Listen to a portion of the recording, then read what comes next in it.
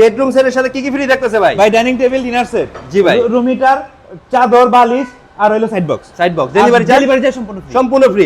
Advance কত টাকা নেন? 500 থেকে 1000, মাত্র 500 থেকে 1000 টাকার ভিতরে। এখানে ফ্রি থাকতেছে dining table, dinner set. Dinner set কয় পিসের ভাই? 32 পিসের ডিনার সেট। 32 পিসের ডিনার সেট। এখানে room heater free, room heater থাকতেছে, চাদর, বালিশ, ম্যাট্রেস এবং ওই সাইড বক্সও ফ্রি থাকতেছে।